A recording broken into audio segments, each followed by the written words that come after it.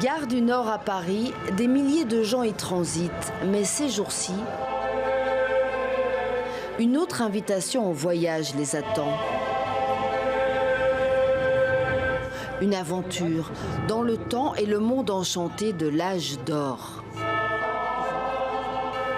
C'est assez rare qu'on ait des images à soi dans l'espace public, vraiment. Et alors là, en plus, là, il y a un côté surdimensionné qui est complètement spectaculaire, donc ça fait une espèce de hop, c'est hors de moi, ça ne m'appartient plus. Il y a un truc assez troublant dans cette situation, en fait. L'âge d'or est une fable médiévale au cœur d'une quête chevaleresque d'un monde meilleur.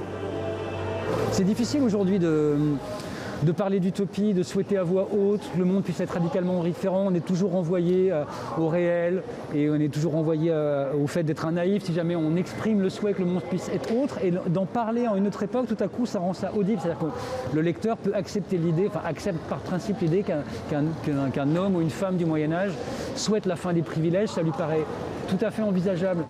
Ici, dans les couloirs de la gare de Lyon, les voyageurs planent au-dessus du château des Étoiles. C'est magique pour moi, les gares, c'est surtout les gares comme ça, les gares parisiennes, c'est le symbole du progrès galopant du 19e siècle.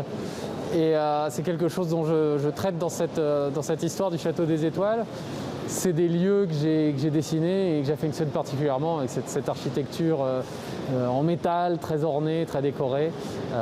Et pouvoir inscrire quelque part, inscrire mes pages dans cet endroit, ce genre d'endroit, qui sont des choses que j'ai aussi mis dans les pages, il y a un côté très satisfaisant pour moi.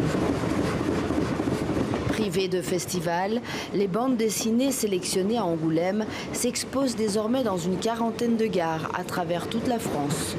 La bande dessinée est le livre qui circule le plus entre amis, dans les familles, à une dimension transgénérationnelle, et c'est aussi cet aspect-là finalement qui rejoint la présence en gare. Les gares appartiennent à tout le monde, les Français y passent, des millions de Français, des millions de voyageurs. Et il y avait une vraie logique pour nous à être dans ces espaces, à contribuer à une forme d'esthétisation aussi de l'espace urbain. Tous les passionnés du 9e art devront attendre l'été pour prendre le train et se retrouver à Angoulême.